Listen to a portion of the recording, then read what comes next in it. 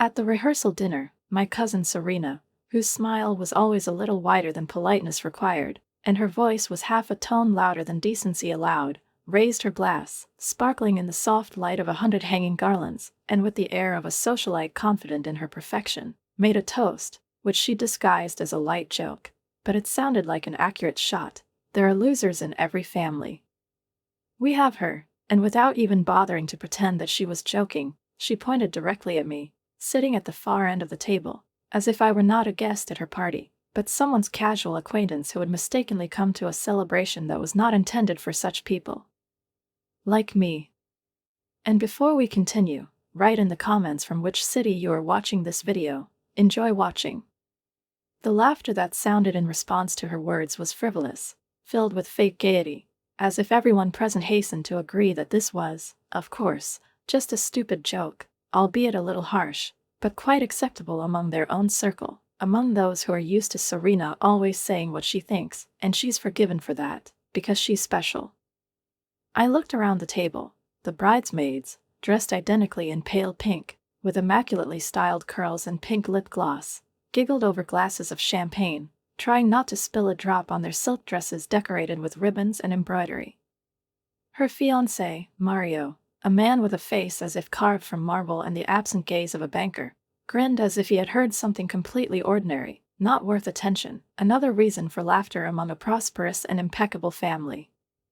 Even my own mother, a woman whose back straightened at every mention of propriety, and whose voice always sounded a little quieter than she would have liked, smiled tightly. Her lips twitched, as if she was hesitating between objecting and wanting to save face, not playing along, but also not contradicting. What about me? I kept my face still. That was the whole trick. Don't flinch. Don't let them feel like they've hit the target. Don't give them that pleasure. I took a glass of wine, took a sip, and pretended that what I had heard was just a slight breeze, not worthy of attention, that Serena's remark had slipped over me without leaving a trace. Although inside it felt like a punch in the ribs, sharp, cold, inescapable. But I wasn't surprised. Serena had been doing the same thing for many years now, throwing sarcastic remarks, hiding venomous jabs under a mask of playful teasing, hiding behind a collective grin, the support of the crowd, which always allowed her to do this because she was the center of their world, the perfect daughter, the perfect bride, the perfect hostess.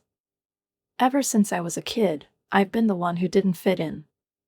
The one who didn't wear pastel dresses at Easter, who didn't sit in a church pew next to other girls from a nearby college, who didn't smile broadly enough in family photos.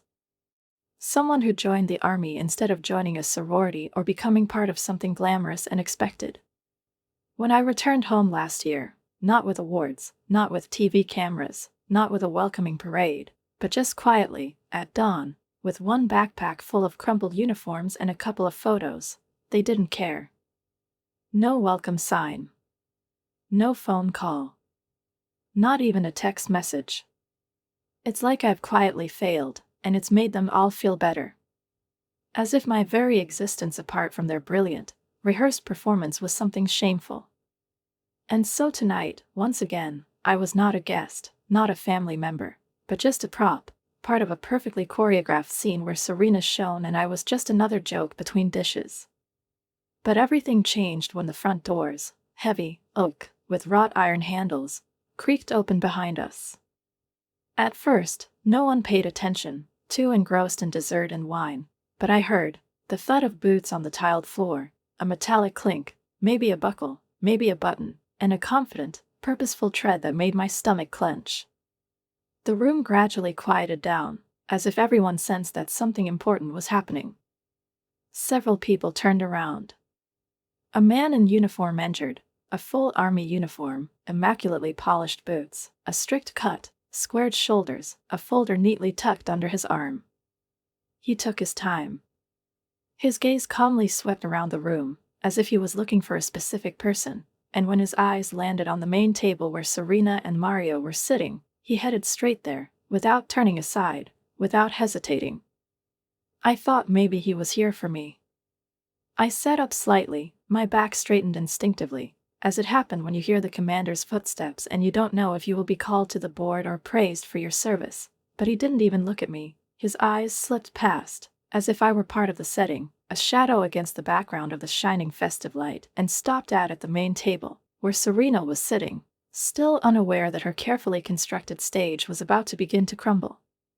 He went up to the microphone, tapped on it, briefly, matter-of-factly, a sound that made a couple of guests look up from their desserts, and, slightly bowing his head, spoke in a firm, trained voice, in which one could hear long hours of drill, dozens of announcements, hundreds of official formulations. Sorry for the interruption.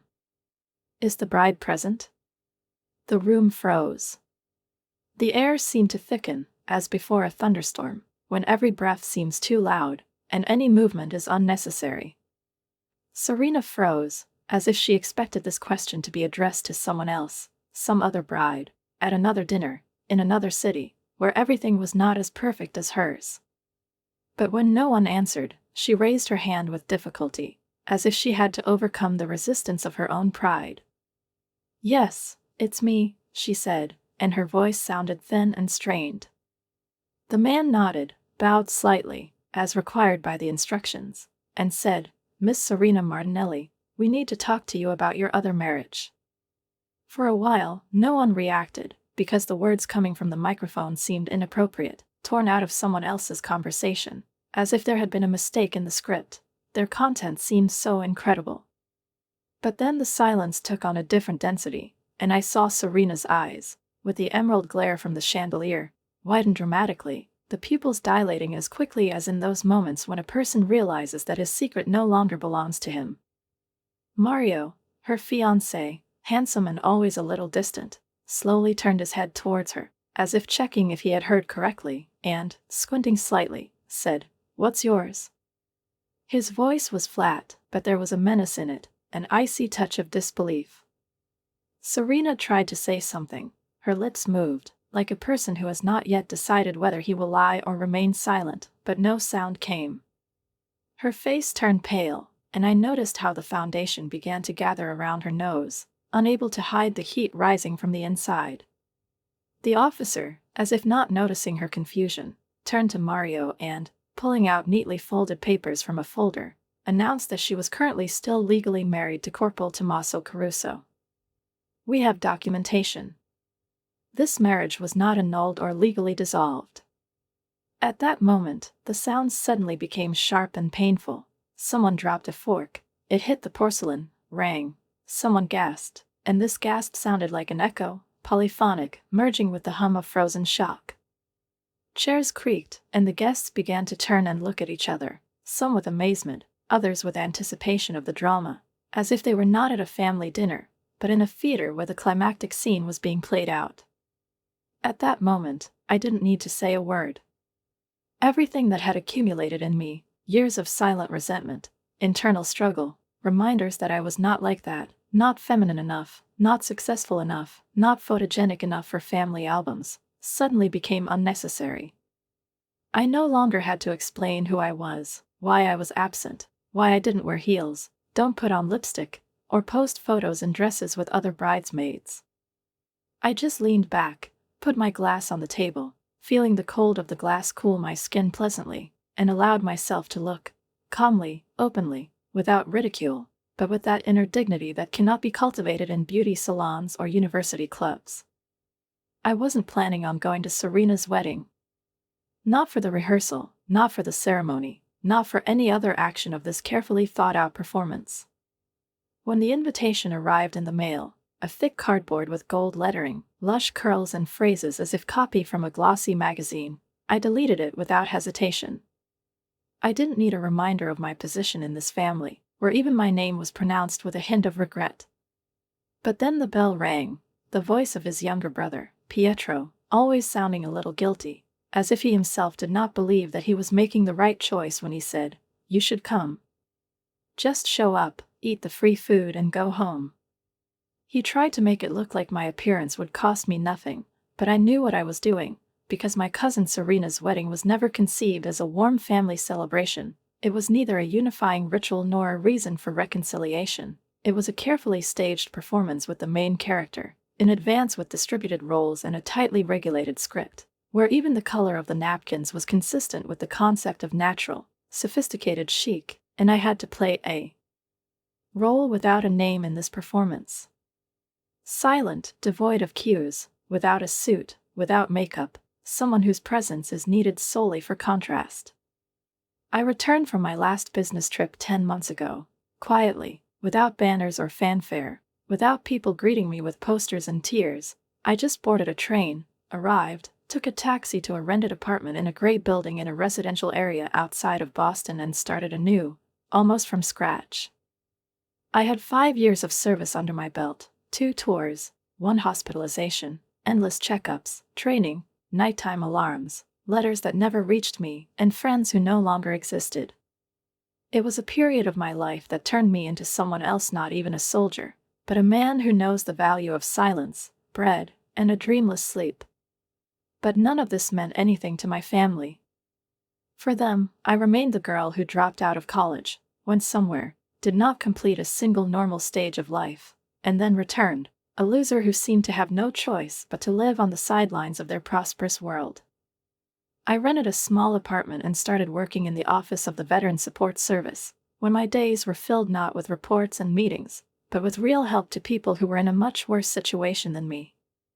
I helped them with paperwork, looked for housing, explained how to get benefits, how to enroll in therapy, and even if I couldn't always solve everything, at least I gave them the feeling that they weren't alone. It made sense. But none of my relatives ever asked me a question about my work, showed no interest, or asked me to tell them. My mother, Greta, when asked about me, replied that I was getting back on my feet, as if it were about a fall, a failure, a temporary darkness that might pass. My father, Salvatore, seemed to instinctively interject during every conversation. "Serena is doing great," and it sounded like a rebuke, like a reminder that there is a standard, and you don't match it. Serena herself, the one with whom we used to go camping under the kitchen table as children, read horror stories to each other by candlelight, shared secrets, and chewing gum, has long turned into an image, a brand, into something more than just a person. She was always lively, theatrical, and brilliant, and at some point our paths parted, and I found myself in the shadows. Somewhere between dancing at the school ball and the first glossy picture in the local newspaper, she forgot how my laughter sounded. When I left for basic training, she didn't even turn around. She just nodded goodbye and said, "Mia Faze." The last time we were in the same room was at Grandpa's funeral, and even there she was discussing the keto diet and facial treatments, as if death was just the backdrop for her new plans. So when Pietro, the only person in my family who really looked at me and not through me, invited me to a rehearsal dinner, I hesitated for a long time. He has always been there, ever since the days when we built a hut out of blankets and imagined that it was a fortress. He wasn't judging. He wasn't comparing. He just wanted me to be. And I came. The place was luxurious, a restaurant by the lake, which took almost an hour to reach along a winding road framed by pine trees, where white garlands wrapped around tree trunks like stardust, glass lanterns swayed above the water, casting golden reflections, and tables covered with ivory dishes were arranged in perfect symmetry, as if nature itself obeyed the desire to be perfect. I came in a simple black dress, strict, restrained, ironed to perfection, let down my hair, as I once did in high school, did not apply makeup, not because I neglected, but because I did not want to wear a mask. I didn't want to be the center of attention, but I wanted at least someone to notice that I was here. I'm still here. Serena looked stunning, as befits a star on her stage. Her hair was styled in soft glossy waves, her lips were wine red, and the ring on her finger shone so brightly that its luster seemed almost offensive. She surrounded herself with an entourage of bridesmaids in dusty pink, matching her champagne-colored dress perfectly. Mario, tall, well-groomed, in a perfectly fitting suit, stood next to her like a glossy illustration of a successful life. When she saw me, her smile froze for a moment, and then took shape, not sincere, not warm, but exactly the kind that would not spoil the frame. She came up to me, hugged me the way you hug a colleague at a corporate party, and said, "Mia, wow, I can't believe you came. I've told everyone that you're probably busy climbing mountains or, I don't know, fixing tanks." I work at a veteran center, I replied calmly, but she blinked as if I'd spoken Arabic. Oh, that's sweet, she said, and immediately turned to Mario. Meet Mia, my cousin. We shook hands, and his smile was polite, impersonal, the kind given to parking attendants and cashiers. I sat down at the table with my parents. Mom looked at me and gave me away. You look tired, dear, and your father nodded decisively and turned to his neighbor to discuss taxes. I chose a seat next to Pietro, and he leaned over to me, whispering, "You're doing great. Just breathe." I didn't want to be there, but I was. I showed up. I thought maybe that would be enough. I didn't know it yet, but that night was the last night anyone in my family saw Serena as they had seen her before, and it was the first time they ever saw me. The dinner started out like any other family event. At first glance, it was flawless, like a picture from a wedding catalog, perfectly built and carefully choreographed, but inside it was almost cozy, with a slight touch of tension, as it happens when years of unexpressed resentments and awkward silences are hidden behind slicing cheese and laughing. Waiters glided between tables with trays on which wine was juxtaposed with delicious snacks, and Serena's voice, clear, too loud, with metallic notes of confidence, covered the barely audible music as she gesticulated and told her friend another life story, laughing as if trying to convince not only the audience, but also herself. In her truthfulness. Her fiancé Mario stood next to her, nodding mechanically, like a man whose attention has long been drowned in routine, but who still holds up his face, for the public, for photos, for order. I was sitting between Pietro and my cousin, whom I hadn't spoken to since high school and who was now enthusiastically talking about the dynamics of the stock market, as if he hoped I was about to ask him for investment advice. I nodded politely, maintaining the illusion of communication, but my gaze kept returning to Serena, to her well-honed movements, to her perfect posture, to the deliberate lightness with which she held the glass so that the diamond shone exactly at the right angle. She performed flawlessly, as always, with the same grace and self-satisfied confidence that made her a favorite of all family gatherings, and people around her leaned forward as if hoping to catch her every word, laughed louder than necessary, and smiled a little longer than sincerity allowed, because it was customary, because that she was the sun in their little coordinate system. When it was her turn to make speeches, her father, my Uncle Henry, stood up first, with a strong voice and a face as if everything that was happening did not cause him the slightest doubt about the correctness of the world. He thanked everyone for their presence, greeted Mario's family with a routine joke about how to survive Godzilla, and made a toast to their common future. Everyone laughed together, raised their glasses, and the glass rang. Then one of the bridesmaids performed, beautiful, slender, in a dress that fits perfectly on her figure. Then one of Mario's brothers, sweet, boring, predictable, as befits one of the extras in this production. And then Serena stood up. She didn't need fanfare or attention signals. She already knew that the whole room belonged to her. She held her glass high, standing in a perfect pose, and looked around the room with that half-smile worn by women who are used to admiration as if it were air. "I just want to say thank you," she began in a voice that sounded warm and sincere, like an actress playing the role of a caring heroine, to everyone present who was a part of our lives, especially those who showed us what not to do. There was laughter, polite and restrained, but she didn't stop. Her gaze settled on me, as if the whole evening had been leading up to this moment. "There's someone like that in every family, isn't there?" she said, tilting her head slightly. "Someone who still hasn't figured out who he is. In our case," she paused, "well, she's sitting right here." And she really pointed at me. Her finger, perfectly manicured, with neutral polish and a ring on her ring finger, froze in the air, aimed at my face. Laughter rolled through the room, hesitantly at first, then louder, the kind of laughter that comes not from a joke, but from the fear of being the only one who didn't laugh. I remained rooted to the spot, my cheeks flushed not with shame, but with rage, restrained and at the same time almost tangible. I stared in front of me at the spot on the tablecloth behind which my glass of water was standing, watching the drops of condensation roll down its wall. I gritted my teeth. I breathed slowly, evenly. Mario was grinning. Every family needs him, he added, to keep them interested. The laughter grew even louder, as if someone had given the go-ahead. Mom laughed shrilly and unnaturally, as if she wanted to show that she wasn't embarrassed. Dad stared at his napkin as if he was looking for answers on it.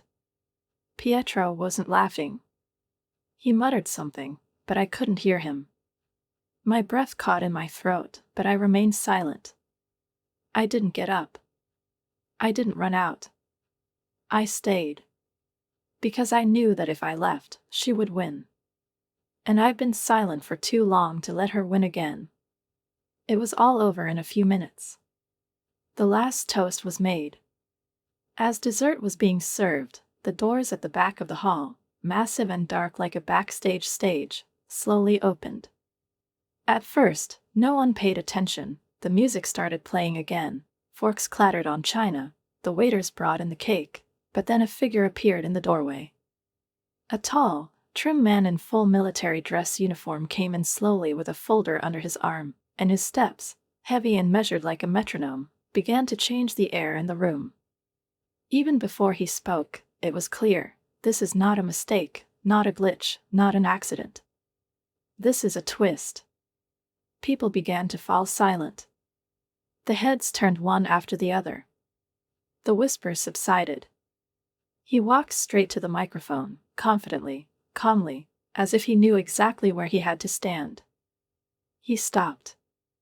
His voice was smooth, formal, and low-pitched, but each syllable cut into the silence like a knife. Sorry for the interruption. Is the bride present? Serena stood up. Yes, I'm Serena. I need to talk to you, he said, about your other marriage. There was silence in the room. So thick that you could touch it. Mario slowly turned to her.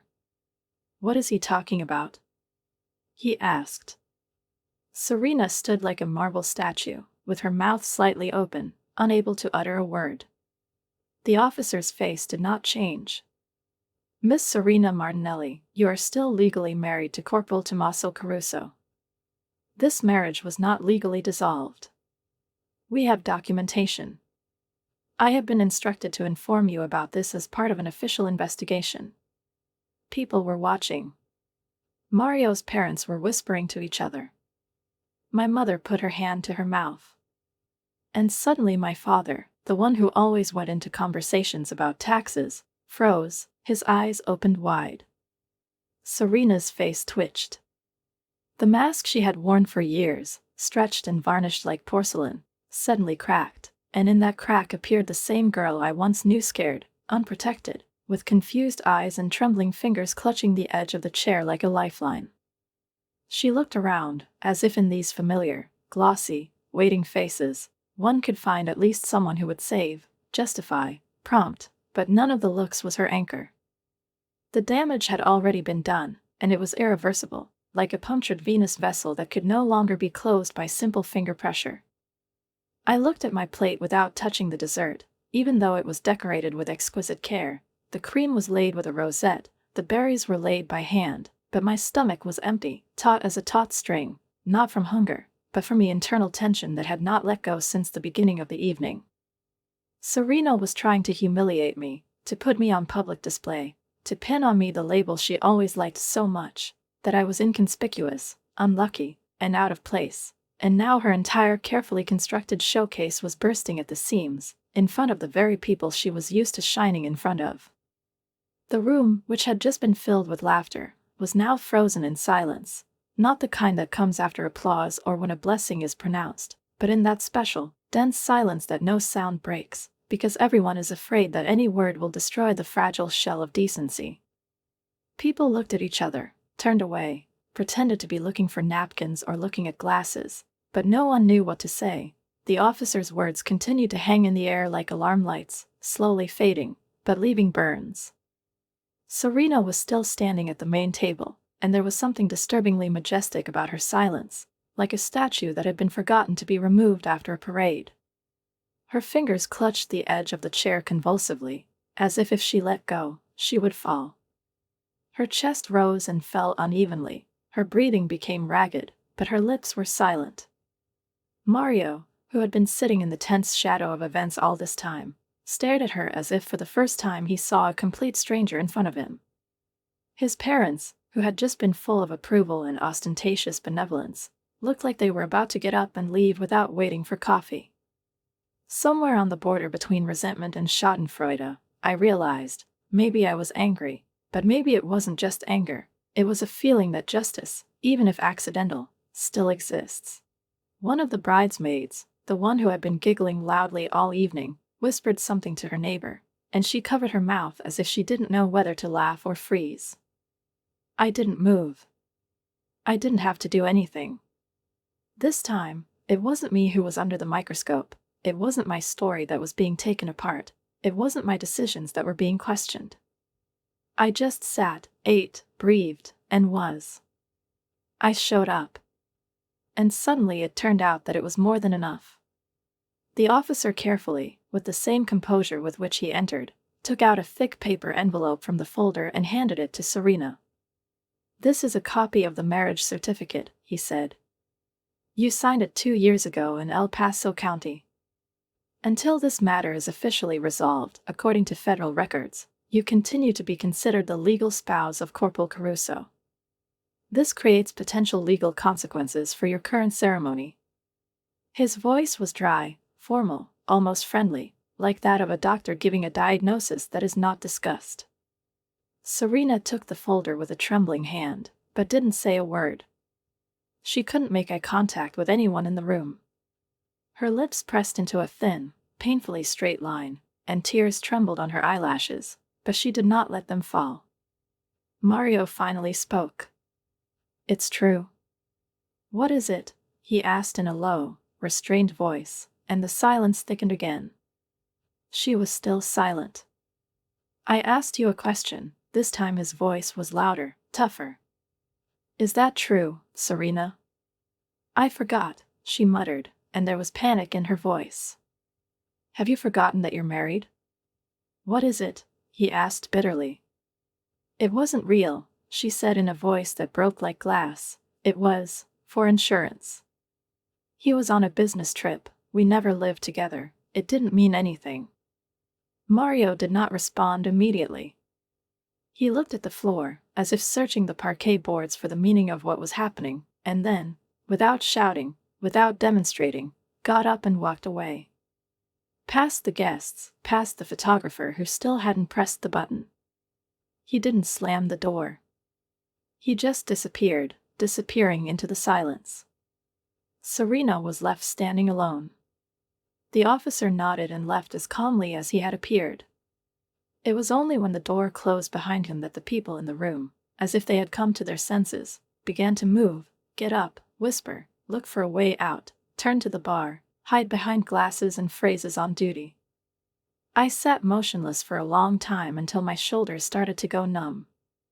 Then I caught Pietro's eye. "Are you okay?" "What is it?" he asked softly.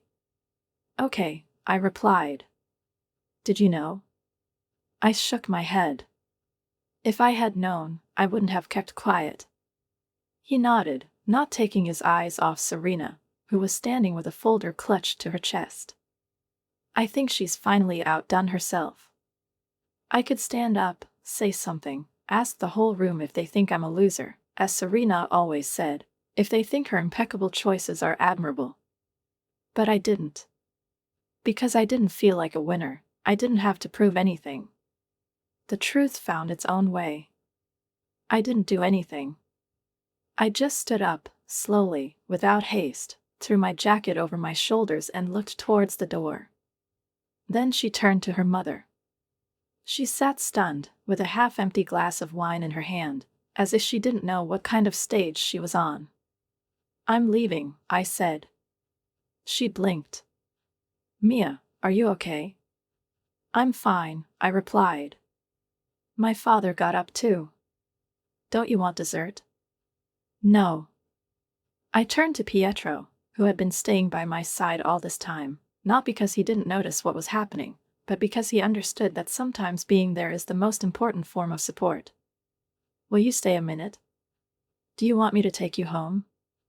I asked. "I have my car." "Text me when you get back," he said, and before I could respond, he gave me a quick hug, tight and simple, the way you hug someone whose pain you know, even if you can't change it. I walked past the main table, not hurrying, not looking around, and yet I saw Serena sitting, no longer on a pedestal, not in the spotlight, not in the glare of spotlights, but hunched over, staring at the paper in her hand, as if there, between the lines, you could find an explanation. Exit, a second attempt. No one spoke to her. No one ran up to comfort her. No one tried to pretend that everything was under control. This time, she was just a person who had made a choice, and now, finally, had to deal with the consequences of that choice. And for the first time in perhaps my entire adult life, the whispers in the room weren't about me. I wasn't a target. I wasn't an object of irony or disappointment that was tossed from one relative to another, discussed behind my back. I was just a woman who did what she had to do. A woman who served, returned, survived, and, despite everything, did not break down. A woman who saved herself. I was not a hero, not a victim, not an example. I was myself. And there was more power in it than in all those attempts to be someone else. I didn't slam the door either.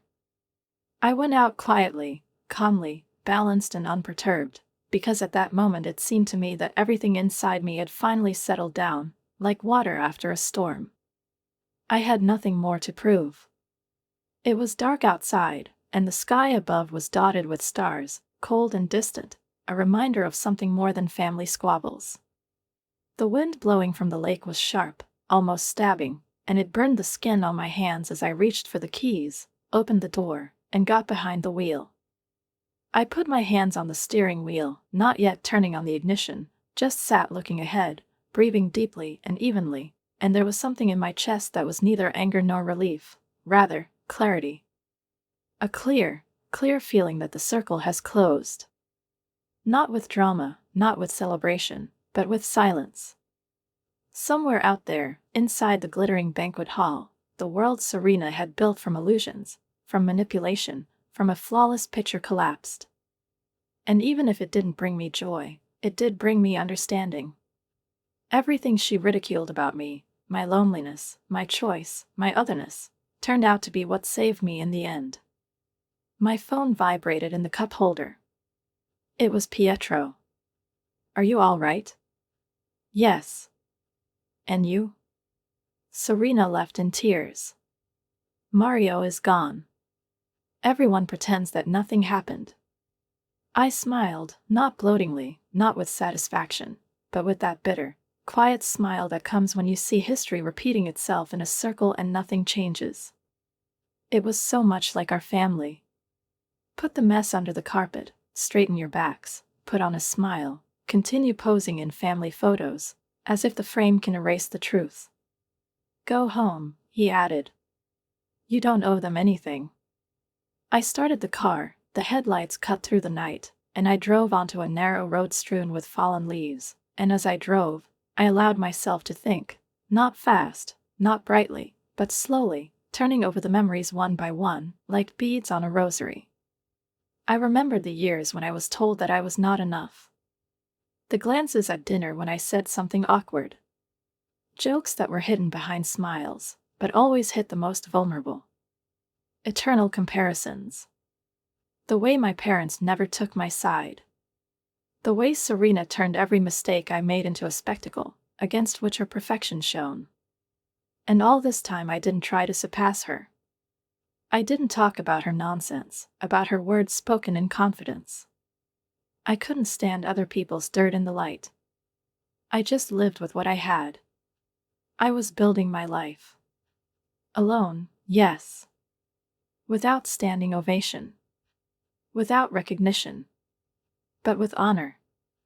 The next morning, my father called me. I didn't answer. He texted, "Can we talk?" I waited. A few hours.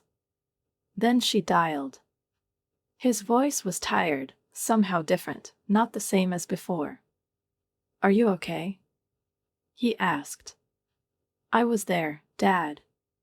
I saw everything. Heard. He was silent. Then he said, "That's not what she meant." "No, that's it. She always meant it. And you knew it." He didn't argue. He didn't make excuses. He just sighed and said, "I'm sorry you got dragged in." I didn't answer right away. I wasn't dragged in. I was chosen. There was a pause. It's a long one. Almost painful. I know. You've been feeling like a stranger for a long time. It's our fault. We didn't understand what you needed. You didn't try, I said. You're right. After that, he did not ask for forgiveness. He didn't beg, he didn't justify Serena. He just remained silent, as if in that silence he had heard himself for the first time. And then, after a couple more seconds, he said, "I hope you'll come to the wedding anyway." And even he seemed to realize how ridiculous that sounded. "You know there won't be a wedding anymore," I said calmly. "I hope she's going to be okay," he replied. And I didn't get sarcastic. I was really hoping. I didn't hate Serena. I wasn't triumphant. I didn't set her up. She put herself in this corner. She's been trying to be perfect all her life, but she's forgotten to be real. And now she has to live with it.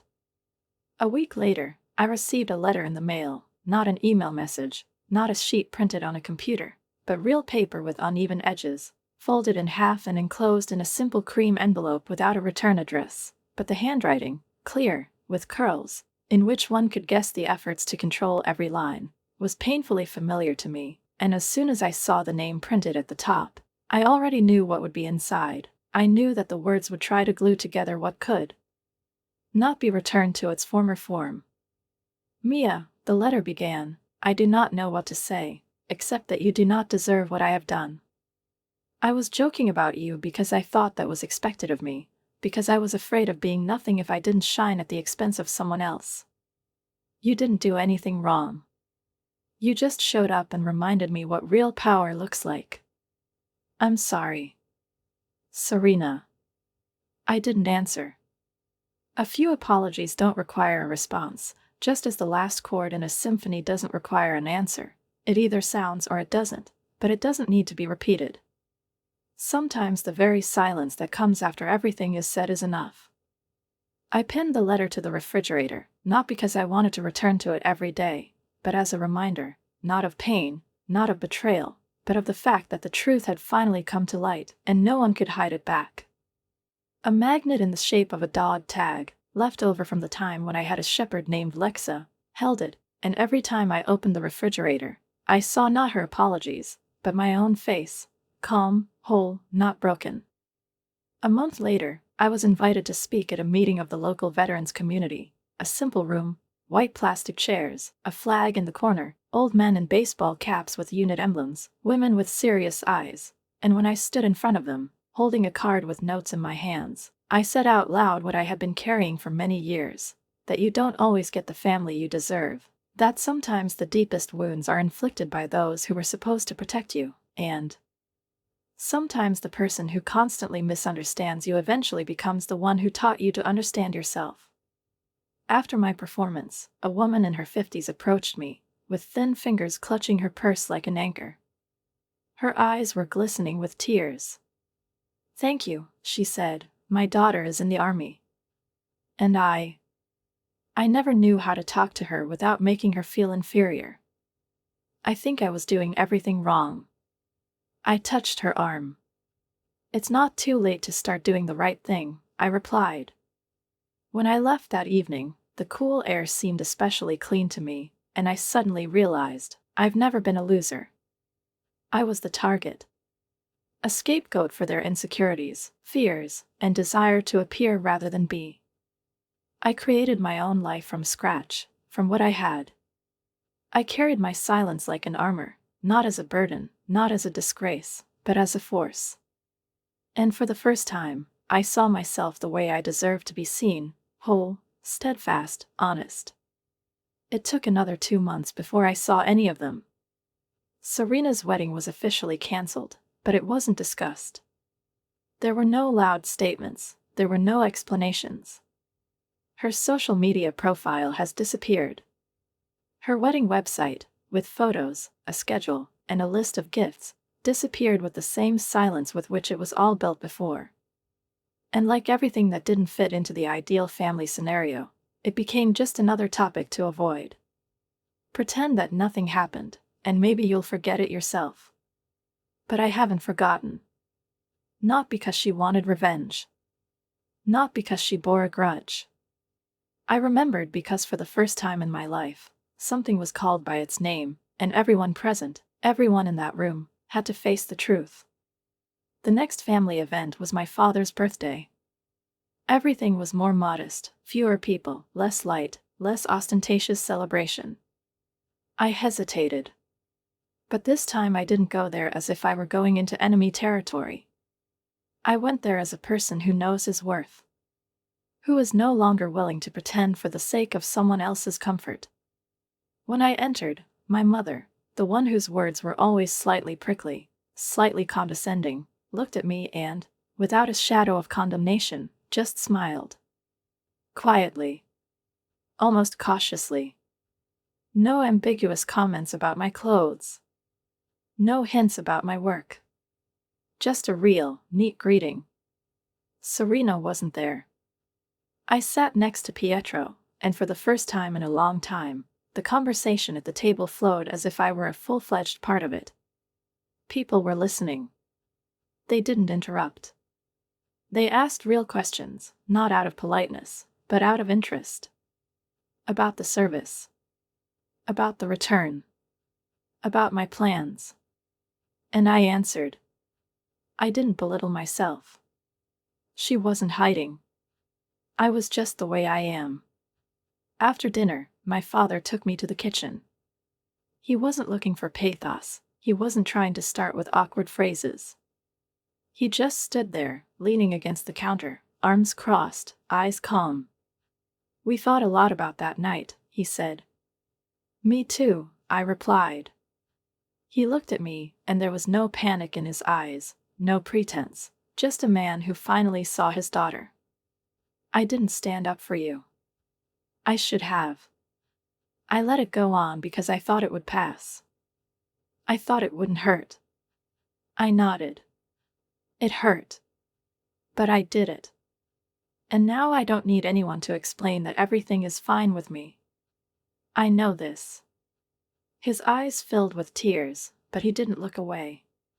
You did more than well, he said softly. And that was probably all I needed.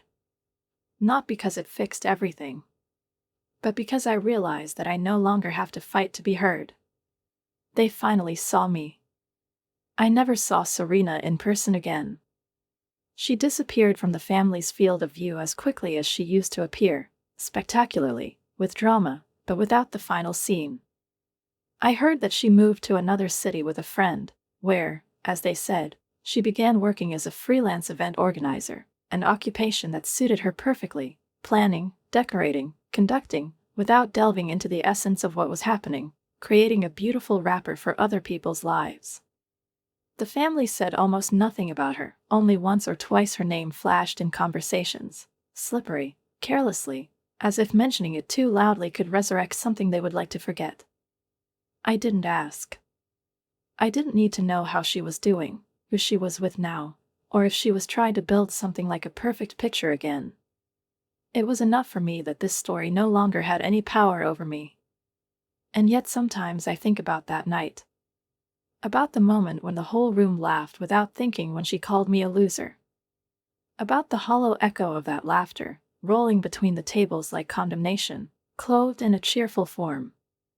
And about how everything froze when the truth came out, naked, irreversible, like a shot that couldn't be dodged. I come back to these memories not to relive the pain or to confirm that I am right, but because there is truth in them.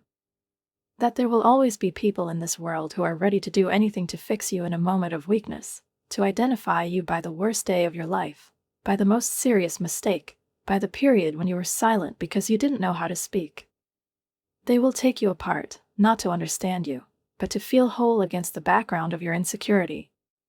And if you let them, they will write your story, without your consent, without your participation, but in your words. But I don't give that permission anymore. I learned to be silent not out of impotence, but out of strength. Silence is not always a weakness, it is sometimes the loudest sound in the room, a sound that cannot be interrupted by shouting. I didn't argue that night. I wasn't defending myself. I didn't need it.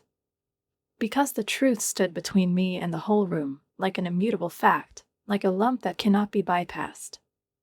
I didn't have to explain anything. I was just there. And that was enough.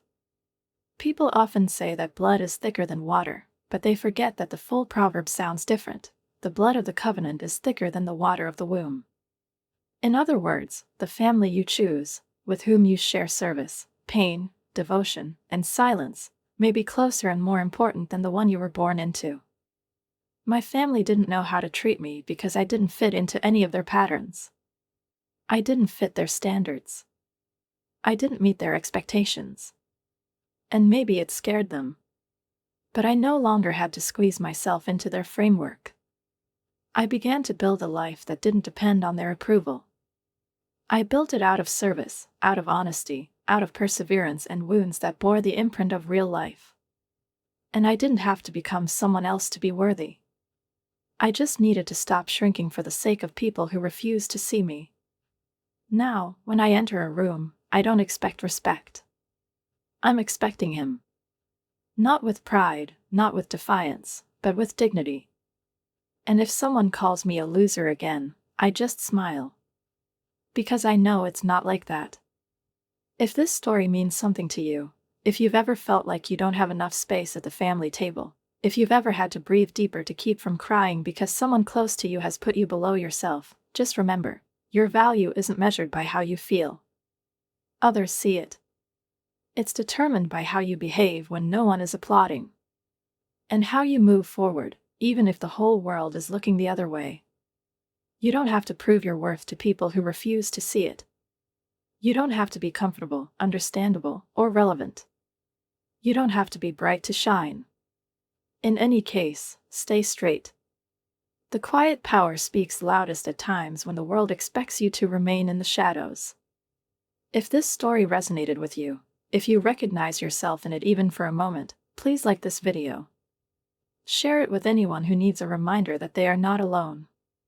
Write in the comments, have you ever felt like a black sheep in your family?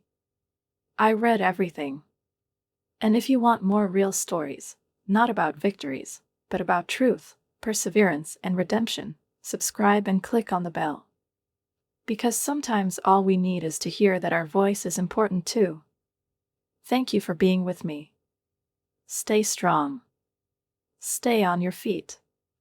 And, most importantly, don't let anyone write your story for you.